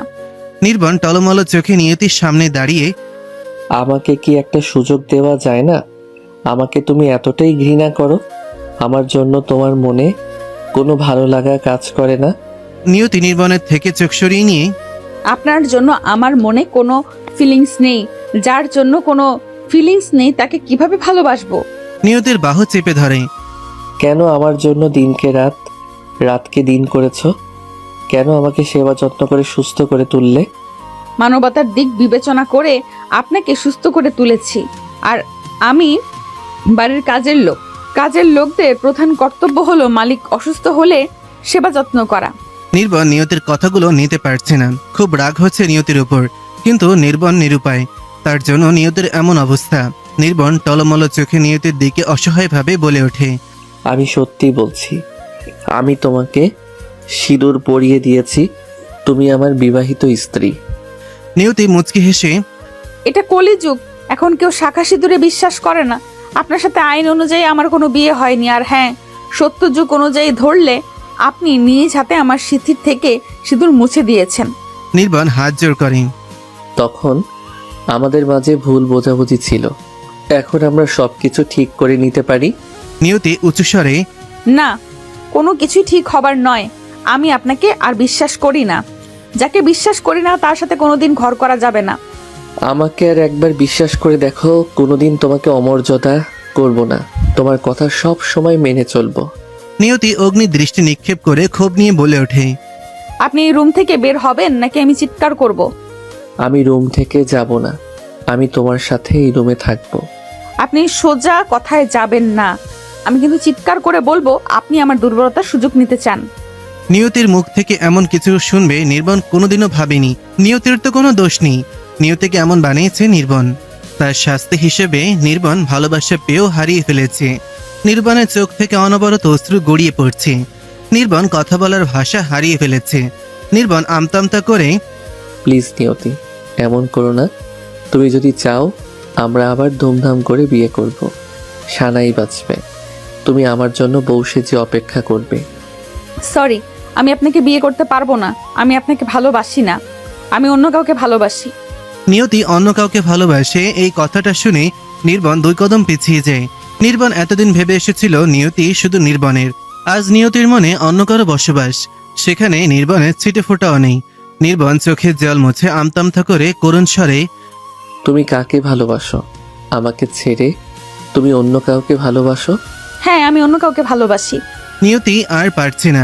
নিজেকে যতই শক্ত রাখার চেষ্টা করছে ততই ভেঙে পড়ছে নির্বাণকে দেখে। নিয়তি নির্বাণকে রুম থেকে ধাক্কা দিয়ে বের করে দেয়। তাড়াতাড়ি করে দরজা লাগিয়ে দরজার পাশে বসেই কান্না করে দেয়। নির্বাণ ফুলের টবে লাথি মেরে নিজের রুমে চলে আসে। রুমে এসে রুমের সমস্ত জিনিস ভাঙতে শুরু করে, পাগলের মতন করতে থাকে। ব্যালকনিতে এসে গ্রিল ধরে নিয়তির কথাগুলো ভেবে যাচ্ছে। চোখ থেকে অনবরত অশ্রু গড়িয়ে পড়ছে। ভালোবাসলে এত কষ্ট পেতে হবে কোনোদিন জানা ছিল না। নির্বাণ ধরে নিয়েছিল নিয়তি তাকে মন প্রাণ দিয়ে ভালোবাসে। নিয়তি কান্না করতে করতে সেখানেই ঘুমিয়ে পড়ে। নির্বাণ নির্ঘুম কাটিয়ে দেয় সারা রাত। নির্বাণের চোখে কোনো ঘুম নেই। নিয়তির কষ্টে এতটাই পাথর হয়ে গেছে যে কোনো দিকে নির্বাণের কোনো খেয়াল নেই। আবির ছোঁয়ার সামনে দাঁড়িয়ে হাত কাচুমাচু করে যাচ্ছে। ছোঁয়াকে কি বলতে এসেছে মনে নেই। 4 দিন পর ছোঁয়াকে দেখতে পেয়েছে। ছোঁয়ার দিকে এক ধ্যানে তাকিয়ে আছে। ছোঁয়া কাশি দিয়ে, আবির দাদা, আপনি কিছু বলবেন? এভাবে ড্যাব ড্যাব করে তাকিয়ে আছেন কেন? ছোঁয়ার কথা শুনে আবিরের মুখটা প্যাচের মতন হয়ে যায়। আবির অসহায়ের মতন করে বলে ওঠে, আমি তোমার কোন কালের দাদা ছিলাম? আমাকে তোমার কোন দিক থেকে দাদা মনে হয়? ছোঁয়া মুচকি হেসে, দাদা রাগ করছেন কেন? আপনি আমার দাদার ভালো বন্ধু, দাদার বন্ধু হিসেবে আপনি আমার দাদাই হন। তোমার দাদার বন্ধু হয় কিন্তু তোমার দাদা নয়। বিড়বিড় করে, দাদা হিসেবে দেখো বলে তোমাকে নিজের করে নিতে পারছি না। আপনি কিছু বললেন? আমি কিছুই শুনতে পাচ্ছি না, বিড়বিড় করে না বলে একটু জোরেই বলেন। আবির ওপরের দিকে তাকিয়ে, কই কিছু না, আমি কিছু বলিনি। ও আচ্ছা, আমি একটু শুনতে পেলাম। তো কি শুনতে পেলে? কিছুই শুনতে পাইনি, কিছু বললে তো শুনতে পেতাম। আপনি যেভাবে ভয় পেয়ে আছেন, আপনাকে দেখে মনে হচ্ছে আপনি একটা হুলো বিড়াল। আমি ভয় পাচ্ছি না মোটেও। আমি তোমাকে ভয় পেতে যাব কেন? যা বলতে আসছিলেন নিঃসংকোচে বলে ফেলেন, ভয় পাওয়ার কোনো কারণ নেই। আমার সাথে একটু হাঁটতে যাবে? না মানে সামনের ওই মাঠটায়। ছোঁয়া কিছু না বলে আবিরের দিকে তাকিয়ে আছে। আবির ছোঁয়ার উত্তরের জন্য অধীর আগ্রহ হয়ে ছোঁয়ার দিকে তাকিয়ে আছে। ছোঁয়া মুচকি হেসে, ওকে চলেন একসাথে হেঁটে আসি, সকালবেলা একটু হাঁটলে মনও ভালো হয়ে যাবে। পাশাপাশি হেঁটে যাচ্ছে ছোঁয়া আবির। তাদের মাঝে কোনো কথা নেই। একটু পর পর একে অপরের দিকে শুধু একটু করে তাকিয়ে যাচ্ছে। আবির একটু কাছে আসার চেষ্টা করছে, কিন্তু ছোঁয়ার চোখের দিকে তাকিয়ে নিজের ইচ্ছেটা পূরণ করতে পারছে না। আবির চোখ বন্ধ করে মনে মনে, যাই হয়ে যাক, আজ আমি নিজের মনের কথা সোয়াকে বলবই। কি হলো, দাঁড়িয়ে পড়লেন কেন? হাঁটার আর ইচ্ছে নেই? তাহলে ফিরে যাই। দৌড়ে ছোঁয়ার পাশে এসে, কে বলেছে ইচ্ছে নেই? তুমি পাশে থাকলে আমি সারাদিন হাঁটতে পারবো, যদি তোমার কোনো আপত্তি না থাকে। ছোঁয়া মুচকি হেসে হাঁটতে শুরু করে। আবির ধীরে ধীরে ছোঁয়ার আরো কাছে যাচ্ছে। একসময় আবিরের হাত ছোঁয়ার হাতে একটু ছোঁয়া লাগে। ছোঁয়া আবিরের দিকে তাকাতেই আবির মুচকি হেসে দূরে সরে যায়। এতে ছোঁয়ার একটু খারাপ লাগে। ছোঁয়া বুঝতে পারে আবির তাকে ভালোবাসে, কিন্তু বলতে পারে না। ছোঁয়াও আবিরের প্রেমে পড়ে গেছে, কিন্তু মেয়ে হয়ে প্রথমে ভালো লাগা, ভালোবাসার কথা কিভাবে বলবে? আবির এই সমস্ত ভয়কে জয় করে ছোঁয়ার হাত নিজের হাত দিয়ে আবদ্ধ করে নেয়। ছোঁয়া আবিরের দিকে তাকাতেই আবির বলে, আমার দিকে না তাকিয়ে হাঁটার দিকে মন দাও। ছোঁয়া মনে মনে মহা খুশি। একটু হলেও আবিরের মনে সাহস হয়েছে। আবির আর একটু সামনে এসে নিজের বুক পকেট থেকে একটা রিং বের করে ছোঁয়ার সামনে হাঁটু গেড়ে বসে। তুমি আমার জীবন সঙ্গী হবে, তোমাকে ভালোবাসার সুযোগ দিবে। ছোঁয়া আবিরের কথা শুনে চকিত হয়ে যায়। আবির ছোঁয়াকে এভাবে সারপ্রাইজ দিবে ভাবতেই পারেনি। ছোঁয়া উত্তর কি হবে? নিয়তি জানে নির্বাণের রুমে প্রবেশ করে। রুমে ঢুকতেই নিয়তির চোখ আকাশ প্রান্তে, দুইটা চোখ রসগোল্লার মতন বড় হয়ে যায়। ঘরের সমস্ত জিনিস ভাঙাচোরা, কোনো কিছুই ঠিক নেই। নির্বাণ কোথায় দেখতে পায় না। নিয়তি ধীর পায়ে সাবধানতার সাথে ব্যালকনিতে আসে।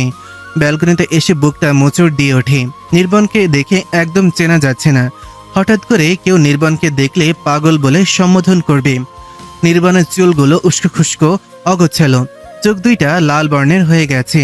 কান্না করার জন্য আঁখি ফুলে ফেপে রয়েছে। নিয়তি নির্বাণের কাঁধে হাত রাখতেই নির্বাণ গ্রিল দিয়ে আকাশের দিকে তাকিয়ে দেখতে এসেছো নির্বাণ বেঁচে আছে কিনা? নিয়তি নির্বাণের কথার কোনো উত্তর দিল না। টুপ করে চোখ থেকে 2 ফোঁটা অশ্রু গড়িয়ে পড়ল। নির্বাণ নিয়তির দিকে না তাকিয়েই বলে দেয়, তুমি কান্না করছো কেন? তুমি তো আমার সাথে থাকতে চাও না। আমার কষ্টে কেন তোমার চোখে জল? নিয়তি নিস্তব্ধ কোমল স্বরে, আপনি সারা রাত ঘুম আসেননি? আপনাকে দেখে একদম পাগল পাগল লাগছে। ফ্রেশ হয়ে নেন। আমায় নিয়ে তোমায় কোনো চিন্তা করতে হবে না। আজ পাগল বলেই তো আমাকে তোমার পছন্দ হয়নি। নিয়তি নিজের মনকে সান্ত্বনা দেয়, সে যেন কিছুতেই ভেঙে না পড়ে। নির্বাণকে নিজের দিকে ঘুরিয়ে, রুমের অবস্থা এমন কেন? যদি আপনার কিছু হয়ে যেত? কি আর হতো, বড়জোর একটা ভাঙা দর্পণ পেটে ভেতরে ঢুকে যেতে পারতো, ভালোই হতো। তাহলে তোমাকে আর আমায় সহ্য করতে হতো না। নিয়তি অগ্নি দৃষ্টি নিক্ষেপ করে। আপনাকে কতবার বলছি নিজ মুখে মৃত্যু কামনা করবেন না। নির্বাণ মলিন হাসি দিয়ে, ভগবানের পছন্দ হলে অ্যাক্সিডেন্ট নিয়ে যেত। ভগবান আমায় পছন্দ করে না, সেজন্য আজ তোমার সামনে অবহেলার পাত্র হয়ে দাঁড়িয়ে আছি। নির্বাণের প্রতিটা কথা নিয়তির বুকে তীরের মতন লাগছে। নিয়তি বুঝতে পারছে না কি বলবে, কোনো কিছু বলার ভাষা রাখেনি। নিয়তি নির্বাণের দিকে অগ্নি দৃষ্টি নিক্ষেপ করে। আপনি ঘরের এমন অবস্থা কেন করেছেন? আপনার ঘর অন্য কেউ পরিষ্কার করে দেবে? কেউ পরিষ্কার করে দেবে না। নিজ ঘর নিজে পরিষ্কার করবেন।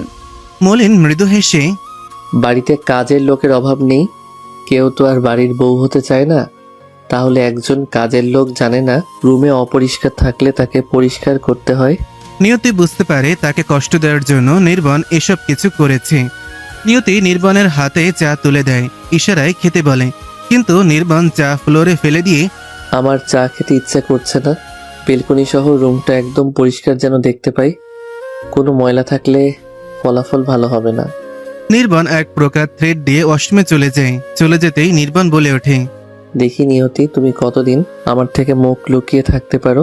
তুমি একদিন নিজে এসে বলবে আমায় ভালোবাসো, আমি তোমার মুখ থেকে ভালোবাসার কথা বের করেই ছাড়বো। ছোঁয়া আবিরের দিকে হাত বাড়িয়ে দেয়। আবির ছোঁয়ার হাতে রিং পরিয়ে আলতো করে ছোঁয়ার হাতে একটা কিস করে। ছোঁয়া আবিরের স্পর্শ পেয়ে কেঁপে ওঠে, লজ্জা পেয়ে চোখ বন্ধ করে ফেলে। আবির ছোঁয়ার চোখে মুখে ফু দেয়। ছোঁয়া চোখ মেলে তাকাতেই আবির বলে ওঠে, সোয়া, তুমি কিন্তু আমার প্রশ্নের উত্তর দিলে না, কিন্তু তোমার লজ্জা মাখা মুখ দেখতে অসাধারণ লাগে। ছোঁয়া আবিরকে জড়িয়ে ধরে। আবিরও ছোঁয়াকে জড়িয়ে ধরে। ছোঁয়া বলে ওঠে, সব কথা মুখে বলতে হয় না, কিছু কথা চোখে পড়ে নিতে হয়। চোখে চোখে কথা হবে, ঠোঁটে ঠোঁটে নাড়া দিবে। আবির দুষ্টু হাসি দিয়ে, কি বুঝে নিব? আমি তোমার দাদা হই নাকি অন্য কিছু? আবিরের কথা শুনে ছোঁয়া কেঁপে যায়, অগ্নি দৃষ্টি নিক্ষেপ করে। আপনি আমার দাদা হতে যাবেন কেন? হ্যাঁ, আপনাকে আমি দাদা হিসেবে মানি না। তাহলে আমাকে কোন চোখে দেখো? ছোঁয়া খেপে বলে, আমি আপনাকে খুব ভালোবাসি, আর কিছু বলতে পারবো না। আমি আপনাকে দাদা মানি না। ছোঁয়াকে আর পায় কে? ছোঁয়া ভুয়ো দৌড় দিয়ে চলে যায় সেখান থেকে। আবির মনে মনে হেসে ফেলে, আজ তার মনের কথা ছোঁয়াকে বলতে পেরেছে। নির্বন ওয়াশরুম থেকে বের হয়ে দেখে নিয়তি অগ্নিমূর্তি ধারণ করে রুম পরিষ্কার করছে। নিয়তির এমন অবস্থা দেখে নির্বনের খুব হাসি পাচ্ছে। নিয়তির মুখটা দেখে কষ্টের মাঝেও হাসি পাচ্ছে। নিয়তি নির্বনের দিকে তাকিয়ে কাচের টুকরো তুলতে গেলেই হাত কেটে ফেলল। আউচ! কথা বলার সাথে নির্বন দৌড়ে এসে নিয়তির আঙুলে হাত দেয়। কেটে যাওয়া আঙুল মুখে নিয়ে রক্ত পান করতে থাকে। নিয়তি অবাক চোখে নির্বনের দিকে তাকিয়ে আছে। মনে মনে বলে ওঠে, আমি আপনাকে কেন কষ্ট দিচ্ছি আপনি একদিন নিজেই বুঝতে পারবেন। কি হলো, এভাবে তাকিয়ে আছো কেন? আপনি আমার ময়লা হাত মুখে নিলেন কেন? হাতে অনেক জীবাণু আছে। ডোন্ট কেয়ার লুক নিয়ে কোনো কিছু পরোয়া করি না, আর সামান্য জীবাণু আমার দেহের কিছু করতে পারবে না। তোমাকে এসব করতে হবে না, অন্য কেউ করে নিবে। নিয়তি নির্বনের কথাই মাথা নাড়িয়ে সম্মতি জানায়। নিয়তি চলে যেতে নিলেই মিস নিয়তি, আমি তোমাকে এখান থেকে চলে যেতে বলছি। নিয়তি মাথা নিচু করে। না মানে এখন তো আমার কোনো কাজ নেই, তাই এখানে আমি দাঁড়িয়ে থাকতে চাই না। তুমি এই বাড়ির কাজের লোক, আমি তোমাকে যা বলবো তুমি তাই করবে। আমি যখন এখান থেকে তোমাকে চলে যেতে বলবো তখনই তুমি চলে যাবে। নিয়তি মাথা নাড়িয়ে সম্মতি জানায়। নিয়তির এমন স্বভাব দেখে নির্বনের মনে ঢোল বাজছে। বলতে ইচ্ছে করছে, ঢাকের তালে খুশিতে মেতেছে মন। কিন্তু কি আর করার, নিয়তির সামনে এমন কিছু করতে পারবে না। নিয়তিকে একবার রাউন্ড করে মুচকি হেসে বলে ওঠে, দাঁড়িয়ে না থেকে বসে পড়ো। তোমাকে দাঁড়াতে বলিনি, বসে থাকতে বলেছি। নিয়তি বিরক্ত সূচক দৃষ্টি নিক্ষেপ করে মনে মনে বলে ওঠে, আপনাকে নিয়ে মজা করা হচ্ছে নাকি আমাকে কষ্ট দেওয়া হচ্ছে? আমারও দিন আসবে, তখন আমিও দেখে নিব কি করেন আপনি। গর্ত খুঁজে পাবেন না। নিয়তির কানের কাছে ফিসফিস করে বলে ওঠে, বকাগুলো আর একটু জোরে দিলে ভালো হতো, কিছুই শুনতে পাচ্ছি না। আসলে ইদানিং কানে কম শুনি। নিয়তি ভেংচি কেটে সোফায় বসে পড়ে। নির্বন উদ্ভট গলায় গান শুরু করে। না আছে গানের কোনো অর্থ, না আছে গানের সুর। এত জোরে গান বলেছে নিয়তির কান ফেটে যাওয়ার উপক্রম। নিয়তি কান ধরে নির্বনের দিকে অগ্নি দৃষ্টি নিক্ষেপ করে তাকিয়ে আছে। নির্বন পোশাক পরে বলে ওঠে, নিয়তি, এই দিকে শুনে যাও। নিয়তির কানে হাত থাকায় নির্বনের কথা ততটা কানে যায়নি। গান মনে করে নিয়তি একই জায়গায় বসে আছে। নিয়তির কান থেকে হাত ছড়িয়ে নিয়ে তোমাকে ডাকছি, কথাগুলো কি কানে যাচ্ছে? হ্যাঁ, আমাকে কি করতে হবে? দেখতে পাচ্ছ না আমার শার্টের সবগুলো বাটন খোলা? লাগিয়ে দাও। নিয়তি মিহি কণ্ঠে, আমি পারবো না। আমি আপনার শার্টের বাটন লাগিয়ে দিতে পারবো না। কাজের লোকদের মুখে কোনো অজুহাত শুনতে চাই না। কাজের লোক কাজ করবে না তা তো নয়। নিয়তি এক প্রকার বাধ্য হয়ে নির্বাণের শার্টের বাটন লাগিয়ে দিচ্ছে। বাটন লাগানোর পর বলে ওঠে, অফিসে যাওয়া আপনার বারণ। কোথায় যাচ্ছেন? কেউ ভালোবাসে না, সেজন্য বাহিরে ভালোবাসার মানুষ খুঁজতে যাচ্ছি। আমাকে আজ অনেক হ্যান্ডসাম লাগছে। আমি নিশ্চিত আজ আমার প্রেমে 10টা মেয়ে হাবুডুবু খাবে। নির্বাণের কথা শুনে নিয়তির খুব রাগ ওঠে। নিয়তি ঝাড়ু নিয়ে নির্বাণের সামনে দাঁড়ায়। অগ্নিমূর্তি ধারণ করে নির্বাণের দিকে তাকিয়ে আছে। সাপের মতন ফুসফুস করছে। দেখে মনে হচ্ছে কোনো হিংস্র ক্ষুধার্ত প্রাণী। নির্বাণ ভয়ে বলে ওঠে, আমার দিকে এভাবে ঝাড়ু তাক করে রেখেছো কেন? আমি এখন কিছু করিনি, আমার পথ থেকে সরে যাও। নিয়তি ক্ষোভ নিয়ে বলে ওঠে, আপনি এক পা বাইরে রেখে দেখান, তারপর আমার নাম পাল্টে রাখবো। শুকনো ঢোক গিলে আমি বাহিরে পা রাখলে তুমি কি করবে? এইভাবে আমায় থ্রেট দিচ্ছ কেন? বাহিরে পা রাখলে আপনার পা পায়ের জায়গায় থাকবে না, কেটে হাতে ধরিয়ে দিব। আটকে আটকে বলে ওঠে, তুমি তো আমায় ভালোবাসো না, তাহলে আমার উপর কেন অধিকার দেখাচ্ছ? ভালোবাসার মানুষ খুঁজতে দিবে না? নির্বাণের মুখ চেপে ধরে। আপনার মুখে এই খোঁচা খোঁচা দাড়ি আর দেখবে না। আপনাকে দেখতে একদম হনুমান লাগবে। আমার কথা ছাড়া এক পা বাইরে রেখে দেখান। নির্বাণ নিয়তির কোমর ধরে নিজের কাছে টেনে নিয়ে আসে। আচমকা নির্বাণ নিয়তির কোমরে হাত রাখাতে নিয়তি ভয়ে কেঁপে ওঠে। নিয়তি পরক্ষণেই বুঝতে পারে, নির্বাণকে ধাক্কা দিয়ে দূরে সরিয়ে দেয়। আমাকে টাচ করার চেষ্টা করবেন না। আপনার প্রতি আমার কোনো ইন্টারেস্ট নেই, তাই আমাকে টাচ করলে হাত ভেঙে রেখে দিব। নিয়তি নির্বাণকে হুমকি দিয়ে রুম থেকে চলে যায়। নির্বাণ আনমনে নিয়তির কথা ভেবে হেসে ফেলে। মিসেস নিয়তি, তুমি নিজেও ভালোবাসবে না, আমাকেও ভালোবাসতে দেবে না, তবে আমি আমার ভালোবাসা আদায় করে নিব। আমি জানি তুমি আমাকে আমার অন্যায়ের শাস্তি দিচ্ছ। আমি তোমার সব শাস্তি মাথা পেতে নেব। ছোঁয়া আবিরের মা বাবার সামনে লজ্জা লজ্জা ভাব নিয়ে বসে আছে। আবিরের দিকে তাকাতেই আবির ছোঁয়াকে চোখ টিপ দেয়। এতে ছোঁয়া আরো লজ্জা পেয়ে যায়। ছোঁয়া আবিরের দিকে অগ্নি দৃষ্টি নিক্ষেপ করে মনে মনে আজই প্রপোজ করলো আর আজই আমার বাড়িতে বিয়ের প্রস্তাব নিয়ে এসেছে। কেন আমার প্রেম করতে ইচ্ছে করে না বুঝি? আমি বানের জলে ভেসে আসছি। হ্যাঁ, সবার চোখ ফাঁকে দিতে পারলেও নিয়তির চোখ ফাঁকে দিতে পারেনি আবির। আবিরের চোখ টিপ দেখে ফেলে নিয়তি। নিয়তি ধীরে ধীরে আবিরের কাছে আসে। সুযোগ বুঝে আবিরের পেটে বসিয়ে দেয় বিলাই চিমটি। আবির চিমটে সহ্য করতে না পেরে আউস! বলে চিৎকার দিয়ে ওঠে। নিয়তি মুচকি হেসে ছোঁয়া আবিরকে মেবি পিঁপড়া কামড় দিয়েছে, তাকে মেডিসিন লাগিয়ে দাও।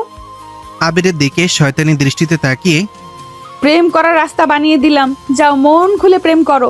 আবির ইনোসেন্ট মুখ করে ছোঁয়ার সাথে ছোঁয়ার রুমে চলে আসে। আবির কিছু বলতে নেবে তার আগেই ছোঁয়া আবিরের মুখ ধরে আপনি এত আনরোমান্টিক কেন? আমরা আগে কিছু বছর প্রেম করব, তারপর বিয়ে করব। সকালে প্রপোজ করে বিকেলে বিয়ের প্রস্তাব। আবির চোখের ইশারায় মুখ থেকে হাত ছড়াতে বলে, কিন্তু ছোঁয়া সেদিকে খেয়াল নেই। ছোঁয়া নিজের মতন করে বকবক করেই যাচ্ছে। আবির কোনো উপায় না পেয়ে ছোঁয়ার কোমরে হাত দিয়ে নিজের কাছে নিয়ে আসে। আবিরের স্পর্শ পেয়ে ছোঁয়া কেঁপে ওঠে। ছোঁয়ার মুখে আর কোনো কথা নেই। ছোঁয়া চোখ বড় বড় করে আবিরের দিকে তাকিয়ে আছে। আবির দুষ্টু হাসি দিয়ে আমি রোমান্টিক হলে আমায় সহ্য করতে পারবে তো? আবিরকে ধাক্কা দিয়ে আপনি দূরে সরে দাঁড়ান, রোমান্টিক হতে হবে না। আবিরের বাবা বলে ওঠেন, যেখানে ছেলে মেয়ে দুজনই রাজি আছে, তাই আমরা আর দেরি করতে চাই না। নির্বাণের মা নির্বাণের দিকে তাকিয়ে আসলে আমি কোনো কথা দিতে পারছি না। আমি ছোঁয়ার মা হলেও আমার থেকে ছোঁয়ার ওপর বেশি অধিকার নির্বনের। আবিরের মা নির্বাণের পাশে বসে। কি বলো নির্বন? তোমার বোনকে আমার বাড়ির বউ হতে দিবে না? ছোঁয়াকে তোমার মতো ভালোবাসতে পারবো না, কিন্তু ভালোবাসা দিয়ে ভরিয়ে দেওয়ার চেষ্টা করব। নির্বাণ টলমল নয়নে আঙ্কেল যে সিদ্ধান্ত নেবে আমি তাতেই রাজি। আগামী মাসের 1 তারিখে তাদের বিয়ে। মাত্র 15 দিন পর বিবাহের কাজটা সম্পূর্ণ করতে চাই। নির্বাণ মাথা নাড়িয়ে সম্মতি জানায়। আবিরের মা বাবা আরো অনেক বিষয়ে কথা বলতে থাকেন। নির্বাণ মন ভার করে নিজের রুমে চলে আসেন। খুব কষ্ট হচ্ছে ছোঁয়ার জন্য। আর মাত্র 15 দিন তার বাড়িতে থাকবে, তারপর আর তাকে নিজের চোখে দেখতে পারবে না। ভাবতেই চোখ দিয়ে 2 ফোঁটা জল বেরিয়ে আসে। নিয়তি নির্বাণের পেছন পেছন অনুসরণ করে চলে আসে। নির্বাণের কাঁধে হাত রাখতে নির্বাণ ভয় পেয়ে যায়। কে? চকিত হয়ে বলে ওঠে, এভাবে চমকে উঠলে কেন? কি হয়েছে আপনার? আপনার চোখে জল কেন? চোখের জল মুছে কই চোখে জল? আমার চোখে কোনো জল নেই। কান্না করছিলেন কেন? মলিন হাসি দিয়ে কান্না করব কেন? মনে হয় চোখে কোনো কিছু পড়েছিল, তাই চোখে জল এসে পড়েছে। নির্বাণকে নিজের দিকে ঘুরিয়ে কোনটা চোখের জল আর কোনটা নিচ থেকে বেরিয়ে আসা জল সেটা আমি ভালো করেই জানি। কার কথা ভেবে খারাপ লাগছে? নির্বাণ নরম স্বরে ভেজা কণ্ঠে আমি কি আর ছোঁয়াকে দেখতে পাবো না? সে কি আমাদের ছেড়ে একেবারে চলে যাবে? নিয়তি বুঝতে পারে ছোঁয়া হলো নির্বাণের একমাত্র দুর্বলতা। খুব বেশি ভালোবাসে ছোঁয়াকে। ছোঁয়া যেন চোখে হারায়। নিয়তি অভয়বাণী দিয়ে মন খারাপ করছেন কেন? যখন ইচ্ছে তখন ছোঁয়ার সাথে দেখা করবেন। আবির তো আপনার বন্ধু, ছোঁয়াকে খুব ভালো রাখবে। তুমি সত্যি বলছো তো? ছোঁয়া আবিরের সাথে ভালো থাকবে? ছোঁয়ার কোনো কষ্ট হবে না? ছোঁয়াকে খুব ভালোবাসে, ছোঁয়ার কোনো কষ্ট হবে না। অনেক রাত হয়েছে, আপনি ঘুমিয়ে পড়েন। কাল তো সারা রাত ঘুম আসেননি। তুমি ঘুম আসবে না? তুমি কখন ঘুমের দেশে পাড়ি জমাবে? নিয়তি চোখ অন্যদিকে সরিয়ে আমায় নিয়ে চিন্তা করতে হবে না, আমি সময় মতো ঘুমিয়ে যাব।